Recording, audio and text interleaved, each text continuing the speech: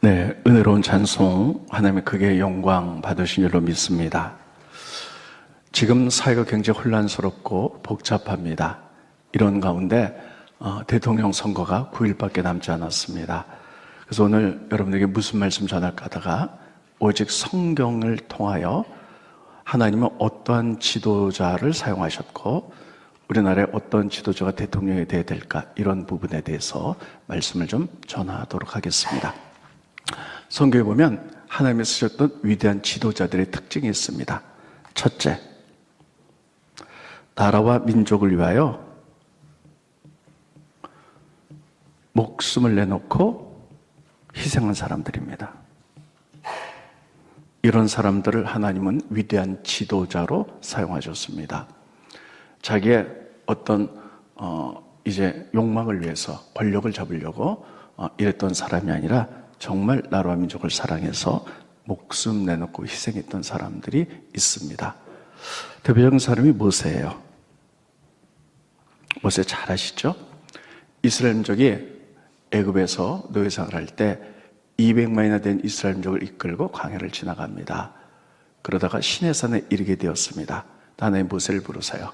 그래서 십계명과 율법을 다 가르쳐 주십니다. 그래서 모세는 백성들 앞에서 율법과 그리고 십계명을 낭독해요. 그래서 너희 이 약속을 지킬 수 있어? 했더니 그들이 다 무릎 꿇고 우리가 순종하겠습니다 하고 언약을 맺습니다. 제가 이 부분에 대해서는 지난주에 잘 말씀드렸죠. 그래서 이제 언약을 맺죠. 순종하기로 합니다. 그리고 나서 하나님 모세를 부르셔서 시내산 올라가요. 그리고 40일 동안 금식하면서 그 안에 말씀했던 십계명을 받게 됩니다. 받는 동안에 이스라엘 민족이 시내산 밑에서요, 그들이 모세를 기다리는데 모세가 하루, 이틀, 사흘, 열흘, 20일이 되도록 내려오지 않습니다. 그러니까 두려운 거예요. 뭐 이거 잘못된 거 아닌가? 그래서 그들이 제사장 아론에게 요구를 합니다. 우리에게 보이는 신을 만들어 달라. 그래서 아론은 그럼 너희가 갖고 있는 금붙이를 내놔라. 그래서 귀걸이, 목걸이 이런 걸 금붙이 넣으니까 그것을 가지고 금송아지, 애굽에서 섬기던 송아지신 아피스를 만듭니다. 그래서 그것을 가지고 이것이 너희 신이다. 그래서 걷다가 꽃을 드리고 분향하고 그리고 축제를 엽니다. 여러분, 하나님이 시내산에서 그걸 보셨어요. 얼마나 기가 막힌지 모세에게 이렇게 얘기합니다. 모세야, 이 민족은 지금 하나님과 언약하기로 약속해 놓고 며칠도 되지 않아서 이들이 이렇게 금세 타락하고 목이 뻣뻣하다. 그러므로 내가 이들을 다 진멸시키겠다. 다 죽이고 새로운 민족을 만들어서 너로 하여금 그들을 이끌고 가나안 땅에 들어가게 하겠다. 이렇게 말합니다. 스크린 보십니다. 출애굽기 32장 9절로 10절에 보면 여호와께서 또 모세에게 이르시되 내가 이 백성을 보니 목이 뻣뻣한 백성이로다. 그런즉 내가 하는 대로 두라. 내가 그들에게 진노하여 그들을 죽이고 다 진멸하고 너를 큰 나라가 되게 하리라. 이렇게 얘기를 하죠. 그래서 모세가 그것을 막으면서요, 그렇게 하지 마십시오. 그러고 나서 십계명을 받고 내려옵니다. 내려오다 보니까요, 정말 백성들이 금송아지를 만들어 놓고 절을 하고 꽃을 바치고 축제를 즐기고 있어요. 그래서 모세가 대단히 분노해서 십계명을 깨트립니다. 번져서 깨트리죠. 여러분, 이 부분을 우리는 그동안에 이렇게 해석했습니다. 모세가 분노해서 그랬다. 이거는 일반적인 우리의 생각이고요. 그동안에 우리나라 모든 신학자들과 그리고 목사들은 이렇게 설교를 했습니다. 근데 정말 중요한 것은 이것을 간직하고 있는 유대인들은 이걸 어떻게 해석하느냐는 거예요. 유대인의 랍비들은 이 부분을 이렇게 해석합니다. 분노해서 깨트린 것도 있지만 이스라엘 나라 민족의 목숨을 살리기 위해서 깨트렸다. 이렇게 설명을 합니다. 왜냐하면 모세는 지금 이런 거예요. 그들이 하나님 앞에 약속을 맺었잖아요. 근데 40일 지키지 못하고 그들이 막 우상을 섬깁니다. 그때 모세가 십계명을 깨트리면서 하나님 막 다 진멸시키겠다고 죽이겠다고 그랬죠. 근데 모세가 깨트리면서 그가 했던 건 이겁니다. 하나님, 그들이 언약을 어겼지만 십계명을 깨트린 건 납니다. 그러므로 저를 벌하시고 이스라엘 민족을 살려주십시오. 이러면서 이런 기도를 하는 거예요. 스크린 보십니다. 출애굽기 32장 32절입니다. 그러나 이제 그들의 죄를 사하여 주시옵소서. 그렇지 아니하시면 청하건대 주께서 기록하신 책에서 내 이름을 지워버려 주시옵소서. 이 부분을 이스라엘의 랍비들은 이렇게 해석합니다. 그를 던져서 깨뜨린 것은 분노도 있지만 이거 언약을 깨뜨리고 십계명을 던진 건 납니다. 민족의 죄를 용서하시고 대신 나를 벌하십시오. 이렇게 해석을 하는데 그 해석도 굉장히 맞는 것 같은 생각이 듭니다. 이것을 보면서 느끼는 것은요, 이렇게 나라와 민족을 살리기 위하여 여러분 자기의 목숨을 바치는 위대한 지도자, 하나님이 이런 사람을 위대한 지도자라 이렇게 이야기를 합니다. 그런 지도자들은 성경에 또 나타나죠. 대표적인 사람이 다윗입니다. 다윗은 아직 왕이 아니었습니다. 이스라엘의 왕은 사울이었어요. 그런데 사울이 다윗에게 왕자를 빼앗길까 봐 다윗을 죽이려고 합니다. 그래서 다윗은 이제 도망을 다녀요. 그러다가 그일라라는 곳에 이르게 되죠. 따르겠습니다. 그일라. 이스라엘 한 도시 이름입니다. 그랬더니 그때 마치 블레셋 나라가 쳐들어와요. 그러니까 다윗이 그것을 보면서요, 안타까운 거야. 그래서 하나님께 기도합니다. 하나님, 제가 블레셋과 나가서 전쟁하고 그일라를 구원할까요? 나는 그렇게 하라 그러죠. 그래서 다윗이 자기 부하들에게 이야기합니다. 하나님이 그일라를 구원하라 그랬다. 그때 부하들이 펄쩍 뛰는 거예요. 아니 다윗이요, 우리 코가 석자입니다. 우리가 지금 사울에 의해 쫓겨 다니는데 우리가 누구를 좀 도울 처지가 아닙니다. 우리도 살고 봐야 되지 않겠습니까? 하고 거부를 하죠. 스크린 보십니다. 다윗의 사람들이 그에게 이르되 보소서, 우리가 유다에 있기도 두렵거든. 왜냐하면 사울이 그를 죽이려고 했기 때문에. 하물며 그일라에 가서 블레셋 사람의 군대를 치는 일이니까 한지라. 그래서 다윗이 다시 한번 하나님께 기도하죠. 그래서 하나님이 그렇게 하라. 그래서 다윗이 부하들을 설득합니다. 그래서 그일라를 블레셋에서 구원하게 됩니다. 스크린 보십니다. 다윗과 그의 사람들이 그일라로 가서 블레셋 사람들과 싸워서 그들을 크게 쳐서 죽이고 그들의 가축을 끌어오니라. 다윗이 이와 같이 그일라 주민을 구원하니라. 이렇게 했지요. 다윗은 지금 아직 왕도 아니고 쫓겨다닌 입장인데 자기 코가 석자인데도 불구하고 나라 민족이 블레셋에 의해 탈취당하고 침략당한 것을 자기 희생을 하더라도 구원해내기 원했던 거야. 이것이 위대한 지도자입니다. 반면에 사울은 어땠을까요? 지금 블레셋이 그일라를 쳐들어왔다면 왕이 그 일을 해야 되잖아요. 지금 우리 민족이 어렵다 하는구나. 군대를 파송해서 그렇게 해야 되잖아요. 근데 사울은 거기에 별로 관심이 없었어요. 오직 다윗을 잡아서 죽이고 자기가 정권을 잡는 데만 관심이 있었습니다. 그리고 나중에 다윗이 그일라에 있다는 얘기를 듣고 병력을 보내서 다윗을 죽이려고 하죠. 그때 이 소문이 퍼지기 시작하니까요, 그 당시에 대제사장 아비아달이 그랬습니다. 아비아달이 에봇을 가지고 다윗에게 옵니다. 스크린 보십니다. 아히멜렉의 아들 아비아달이 그 당시 제사장이죠. 그일라 다윗에게로 도망할 때에 손에 에봇을 가지고 내려왔더라. 자, 에봇은 무엇이냐면요, 날에 큰 대소사가 있을 때 하나님의 뜻을 알아보기 위해서 입던 제사장의 옷이 에봇입니다. 그래서 전쟁에 나갈 거야 말 거야 할 때 에봇에 가지고 하나님의 뜻을 알아내지요. 그러면 아비아달 대제사장이 다윗에게 에봇을 갖고 왔다는 것은요, 다윗이 왕감이다, 이런 것을 영적으로 의미하고 있습니다.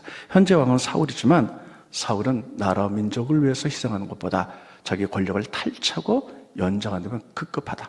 그래서 제사장이 돌아서 다윗에게 온 것을 알 수가 있습니다.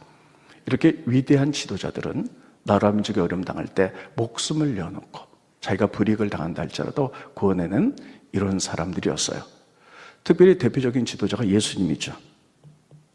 예수님 우리를 구원하기 위하여 십자가상에 피 흘려 돌아가심으로 말미암아 당신이 희생해서 우리가 구원받은 줄 믿으시기 바랍니다. 그래서 여러분, 이번에 대통령 선거는 정말 나라와 민족을 위해서 정말 목숨 내놓고 헌신하는 분이 누군지를 알아내는 해안이 여러분들에게 있으시기를 예수님의 이름으로 축원드리겠습니다. 그냥 내 권력을 잡기 위하여, 내 욕망을 이루기 위하여 하는 것이 아니라 정말 민족을 사랑하는 그분이 누구인지 우리가 기도할 때 하나님이 우리 해안을 열어주실 줄로 믿습니다. 두 번째는 법을 지키는 분을 우리가 뽑아내야 됩니다. 여러분, 우리나라는 자유민주주의 국가입니다. 자유민주주의 국가는요, 3법이 나뉘어져 있죠. 그래서 입법, 행정, 그리고 사법, 3권 분립입니다. 얘기는 뭐냐면요, 절대 권력은 절대 부패하기 때문에 한 사람이 모든 법을 가질 수는 없어요. 그래서 민주주의는 이게 분리되어 있어요. 이 입법이 뭐냐? 법을 만드는 거죠. 이건 국회에서 만들어요. 그래서 법을 제정하죠. 그러면 행정에서 이 법을 운행해 나갑니다. 이 행정권 누구냐면 대통령, 국무총리, 그리고 각 장관들이죠. 그래서 이것을 집행해 나가요. 사법은 무엇이냐? 사법은 바로 법을 이들이 잘못했는데 진짜 잘못된지 어떤지를 해석하는 거고요. 그리고 대표적인 것이 특별히 재판하는 겁니다. 그래서 이것이 분리되어 있어야만이 여러분 진정한 민주주의로 발전해 나갈 수 있는 겁니다. 근데 어떤 권력자가 사법권을 다 갖고 있다, 뭐 이렇게 해석한다면 절대 권력을 갖고 있죠. 그래서 법망을 피해가기도 하고, 그래서 자기에 맞게 해석하기도 하고, 이래서 민주주의가 일어날 수 없다는 겁니다. 그래서 아무리 대통령이라 할지라도 법을 지킬 수 있는 분을 우리가 뽑아내시기를 예수님의 이름으로 축원드리겠습니다. 이건 성경적인 원리예요. 성경도 하나님께서는 자세히 들여다보면요, 최고의 지도자들이 모든 권력을 갖도록 허락하지 않으셨어요. 다 분리를 시켰어요. 고대에 보면, 구약에 보면 왕, 제사장, 선지자, 이 사람들이 최고 권력자였어요. 왕은 그야말로 치리하는 자죠. 대제사장은 어떤 거냐면 백성들의 죄를 품고 하나님께 용서를 빚는 자입니다. 선지자는 누구냐면 기도해서 하나님의 음성을 듣고 말씀대로 가르치는 자죠. 그래서 하나님의 말씀이 이랬는데 공의와 정의대로 행하지 않기 때문에 여러분 징계를 받을 겁니다. 회개하고 돌아오십시오. 이렇게 한 사람이 선지자죠. 그래서 이 세 사람에게만 기름을 부었어요. 이스라엘의 대표 지도자들이죠. 그런데 이들이 처음에는요, 한 사람이 절대 권력을 가졌어요. 모세입니다. 모세가 이스라엘 민족을 이끌고 나갈 때 아직 민족이 형성되지 않았죠. 그래서 첫 번째는 이 모세가 왕은 아니지만 최고의 권력을 가진 정치 지도자, 그러면서 선지자, 모세를 선지자라고도 부릅니다. 하나님의 말씀을 분별해서 잘 이끌어가는. 그래서 이렇게 가질 수밖에 없어요. 근데 시간이 지나면서요, 이것이 다 분리가 됩니다. 시간이 지나면서 하나님이 이렇게 말했죠. 모세야, 제사장을 세워라. 그래서 제사장이 아론이 됩니다. 그리고 제사장이 최고 지도자, 이제 분리가 돼요. 자, 그런데 이 제도가 쭉 내려오다가 이스라엘이 가나안 땅에 들어가게 되었습니다. 그래서 이제 다 나라가 형성되고 안정이 되니까 그때 사무엘 시대가 돌아왔어요. 그때 사람들이 왕을 원하죠. 하나님이 왕을 만들어서 분리를 시켜라. 그래서 왕을 최초로 분리를 시키죠. 그래서 이 왕은 초대왕이 사울입니다. 그러니까 왕, 제사장, 선지자 가운데 이미 왕이 사무엘 시대 때 분리됐고요, 제사장이 아론으로 분리됐고 선지자만 남죠. 그래서 사무엘이 선지자 역할을 끝까지 나는 감당하겠다, 이 역할을 감당하겠다, 이렇게 얘기합니다. 선지자 역할은 뭡니까? 기도하면서 하나님의 음성을 듣고 말씀대로 치리하는 거죠. 그래서 사울왕을 세운 다음에 이 사무엘은 이렇게 얘기합니다. 선지자 사명을 감당하기 위해서 내가 이렇게 하겠다, 시키는 것입니다.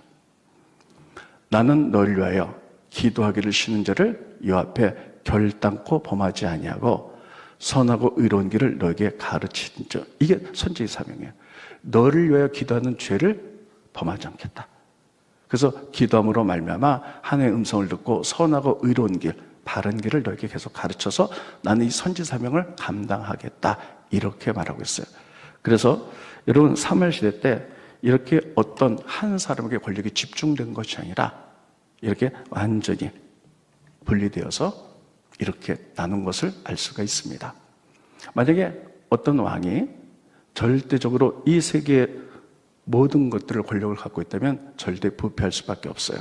성경에 보면 어떤 왕이 이런 권력을 자기가 잡으려고 했을 때 하나님 그를 크게 징계한 것을 알 수가 있습니다. 그 대표적인 왕이 우시아입니다. 따르겠습니다. 우시아는요 왕이었어요. 그런데 제사장의 권력도 갖고 싶은 거였어요. 그 당시에 왕은 어땠냐면요. 자 보세요. 세상의 왕들은 자기 마음대로 할 수 있죠. 권력을 잡을 수 있죠. 근데 이스라엘 나라는 하나님 계시고요. 왕이 있으면 자기 마음대로 못합니다. 하나님의 음성을 듣고 선지자의 말씀을 받아서 나라를 운행해 나가는 거예요. 그렇기 때문에 철저하게 분리되어 있었어요. 그런데 우시아가 왕이 되자 세상의 주변 다른 나라는요. 왕이 제사장이면서 다 권력을 갖고 있어요. 자기도 그러고 싶은 거예요. 그래서 제사장 권력을 그가 탈취하려고 합니다. 그래서 우시아가 왕이 된 다음에 하나님께 지성소에 들어가서 제사 드릴 수 있는 건 제사장밖에 없잖아요. 근데 자기가 하겠다는 거야. 그랬더니 제사장들이 막죠. 그렇게 하면 안 됩니다. 그러니까 내가 하겠다. 그래서 제사장 물리치고 자기가 분양을 하려고 했을 때 하나님이 크게 도와서 그를 문둥병으로 쳐버리고 맙니다. 그래서 제사장들을 내어쫓지요. 스크린 보십니다. 우시아가 손으로 향로를 잡고 분향하여 하다가 이건 향로를 잡고 분향한 건 제사장인데 자기가 그 권력도 갖고 싶은 거예요. 화를 내니 그가 제사장에게 화를 낼 때에 여호와의 전 안 향단곁 제사장 앞에서 그의 이마에 나병이 생겼다. 문둥병이 생긴 거예요. 제사장 아사랴와 모든 제사장이 왕의 이마에 나병이 생긴 것을 보고 성전에서 내쫓았어요. 여호와께서 치심으로 왕도 속히 나가니라. 그러니까 여러분 이렇게 하나님이 분리시켜 놓은 것을 자기 권력으로 알고 그냥 막 이렇게 뛰어넘어서 했던 것은 하나님이 치셨다는 거예요. 그래서 여러분 이 우시아 왕은요 문둥병이 걸렸어요. 그래서 전염성이 있기 때문에 왕에서 은퇴할 수밖에 없었고 그리고 별국을 짓고 비참하게 거기서 살 수밖에 없었습니다. 이것을 통해서 우리에게 하나님 무엇을 말해주고 있냐면 우리가 이번에 대통령 뽑을 사람은 이렇게 법을 잘 지키는 사람. 그래서 법에 대해서 자기 멋대로 해석하고 자기 유리하게 이렇게 이끌어가는 사법권을 잡고 있는 것이 아니라 이런 모든 분야에서 법을 잘 지킬 수 있는 사람. 이런 사람이 누구인지 우리들이 기도하면서 해안을 가지고 그런 사람을 뽑아내시기를 예수님의 이름으로 축원드리겠습니다. 마지막으로 세 번째는요. 기독교적인 가치관을 가져야 돼요. 기독교적인 세계관. 그리고 성품으로 성숙한 사람이에요. 이번에 대통령 후보가 몇 분 나오셨지만 가장 유력한 분이 두 분이죠. 그런데 하나는 야당 대표, 또 하나는 여당의 대표로 두 분이 나왔습니다. 그런데 제가 보니까요, 두 분 다 기독교이에요. 그래서 그분에서 조금 안심은 됩니다만, 근데 여러분, 교회를 다닌다 그래서 다 크리스찬은 아니잖아요. 정말 하나님 말씀을 지키면서 하는가가 가장 중요한 거죠. 그래서 두 분이 다 기독교인이 있지만 기독교인 세계관을 갖고 있는 건 굉장히 중요합니다. 기독교 말씀을 기반으로 나라를 이끌어 갈 것인가 이런 거죠. 그러기 위해서는요, 기독교 세계관은 철저히 가져야 돼요. 그래서 첫째, 공의와 정의를 지켜야 되죠. 이건 제가 너무나 많이 말씀드렸기 때문에 오늘은 넘어갑니다. 여러분, 지금 대통령 모든 후보들은 공의와 정의를 내세우고 있어요. 약한 자를 돕고, 그리고 가난한 자를 도와주며, 뭐 이런 것들을 많이 우리가 다 누구나 외치죠. 두 번째는요, 하나님의 세계관을 벗어나서는 안 돼요. 동성애입니다. 이것을 여러분 차별법에 의하여 통과시키려는 사람들도 있죠. 그런데 하나님이 죄로 규명한 것은 죄입니다. 만약에 동성애가, 우리가 사람 차별해서는 안 되죠. 장애인도 차별해서는 안 되지만 이런 부분에 하나님 죄라고 말한 건 죄예요. 세상이 뒤집혀도 죄입니다. 이런 것을 가지고 분이 있다면 우리는 잘 보셔야 됩니다. 그래서 하나의 가치관 가운데, 그래서 여러분 만약에 동성애가 통과되면요, 교회가 치명적으로 어려움을 당합니다. 이건 하나님의 뜻이 아닙니다. 그래서 이런 것들을 잘 우리가 해안을 가지고 보고 사람을 뽑아내시기를 예수님의 이름으로 축원드리겠습니다.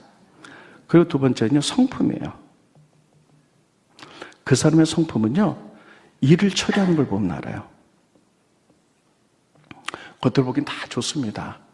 그러나 그 사람이 어렵고 힘들 때, 또 무슨 일이 있을 때 일을 어떻게 처리하는가를 보면 그 사람의 성품이 정말 성숙했는가 하는 것을 알 수가 있지요.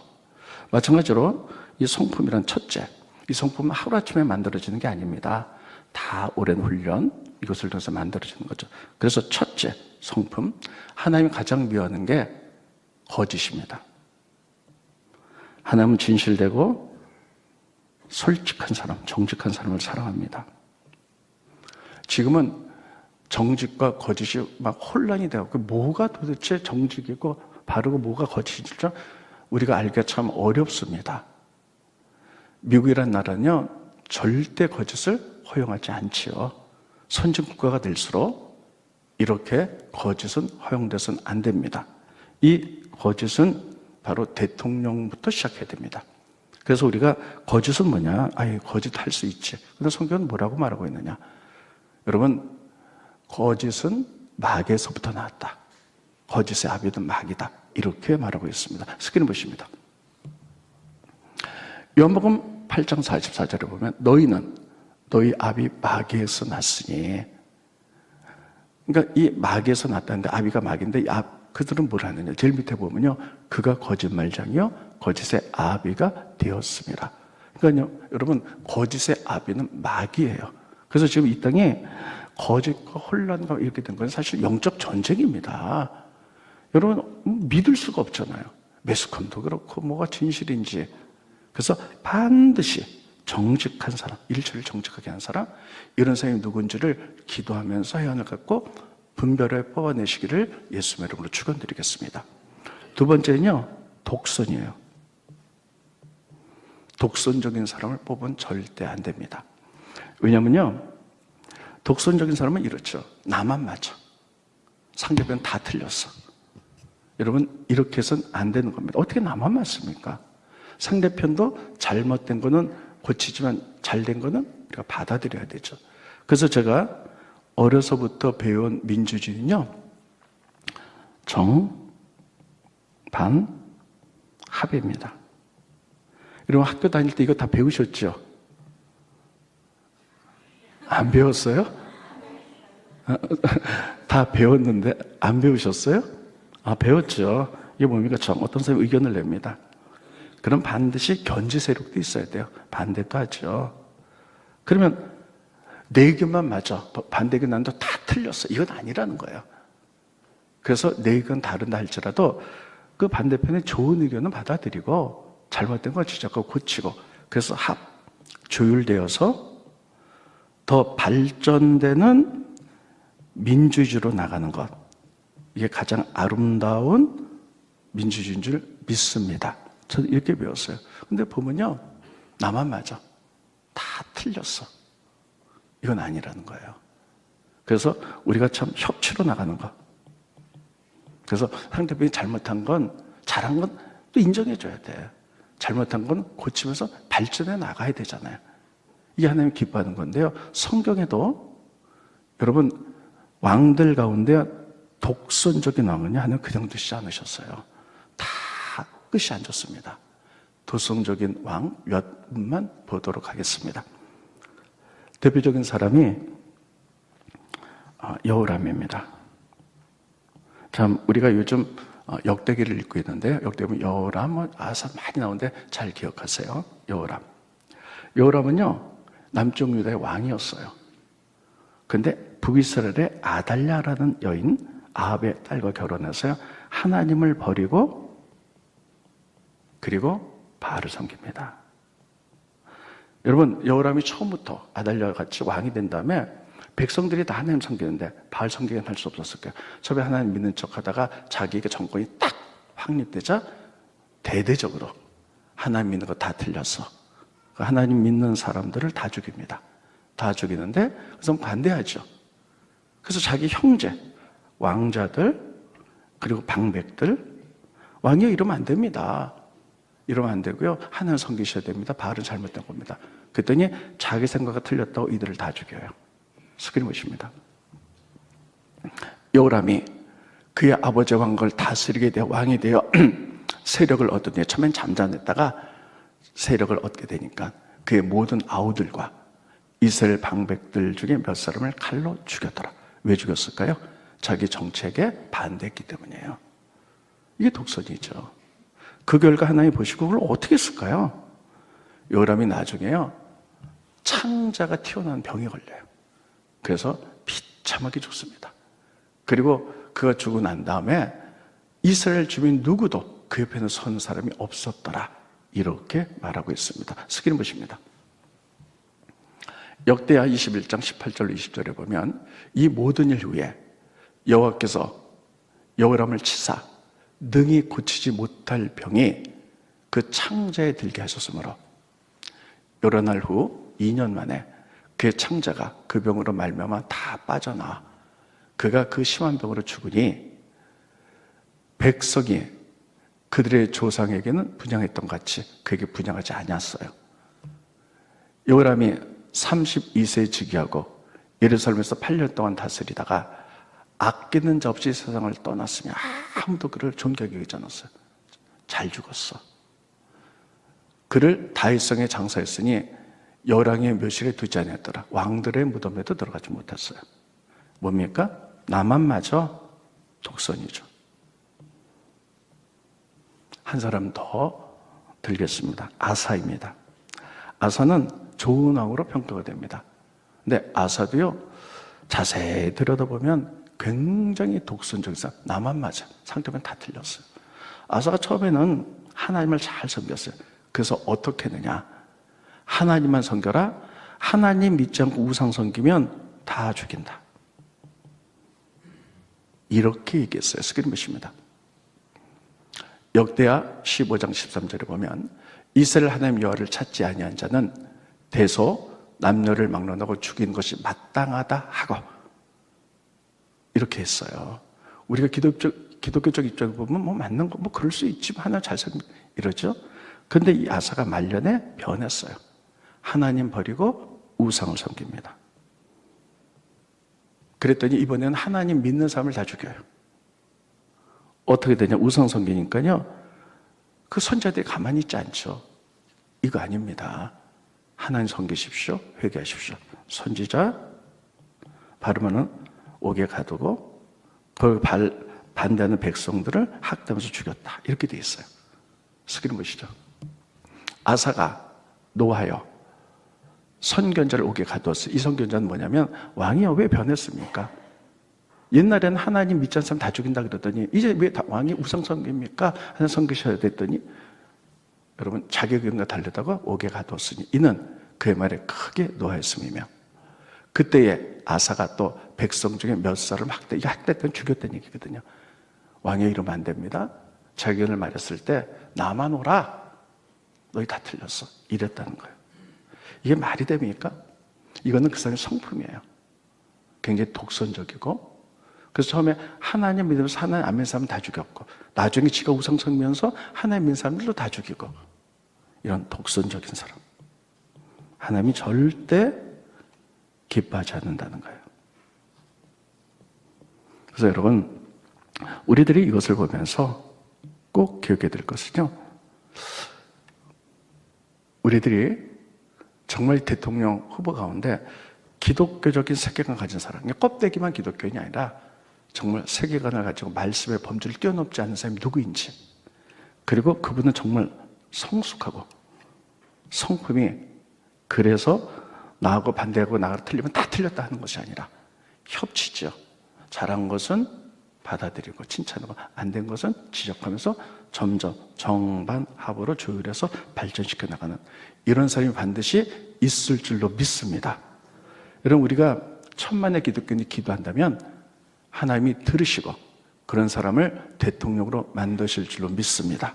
우리가 그분 누구인지는 알 수 없으나 우리가 해안을 가지고 이렇게 오늘 성경의 진리의 말씀대로 우리들이 한번 보시기 바랍니다. 첫째, 자기의 권력을 갖기 위하여 그런 사람인가? 아니면 나라와 민족을 정말 사랑해서 목숨을 내어놓고 하는 사람인가? 두 번째, 법을 지킨 사람인가? 법망망 피해 다니면서 법을 자기 마음대로 해석하고 이런 사람인가? 세 번째, 기독교적인 세관을 갖고 있는가? 그리고 성품으로, 그리고 거짓 없이 진실한가? 그리고 나만 맞고 다 틀려서 독선적인가? 성경의 모든 왕들의 얘기를 이렇게 성경을 통해서 성경은 말해주고 있습니다. 여러분, 그렇다면 우리들이 기도하면서 이런 분들을 놓고 기도할 때 하나님 우리에게 지혜를 주시고 그분이 누구인지 우리가 깨닫고 우리가 투표하면서, 그러면 하나님이 이 혼란스러운 시대에 좋은 대통령이 나와서 전하 위복의 기회가 될 줄로 믿습니다. 그래서 좋은 나라 만들 수 있기를 예수님의 이름으로 축원드리겠습니다. 그래서 이것은 그냥 되는 것이 아니라 영적 전쟁이에요. 왜냐하면 마귀는 거짓의 아비라 그랬잖아요. 너무 거짓이 많기 때문에. 그래서 이번 주에 미리 갑자기 말이 안 나요. 미리 투표하는 거 뭐죠? 사전 투표가 있잖아요. 그래서 이번 주 화요일 날 여러분들이 금식을 선포합니다. 그래서 정말 몸이 힘들어서 금식 못한 사람은 괜찮아요. 그러나 할 수 있는 분들은 아침이나 점심, 저녁 한 끼라도, 이미 또 오랫동안 금식하는 분도 있어요. 여러분 꼭 금식하면서 부르짖을 때 하나님이 우리 나라에게 새로운 발전된 희망의 나라로 만들 줄로 믿습니다. 기도하겠습니다.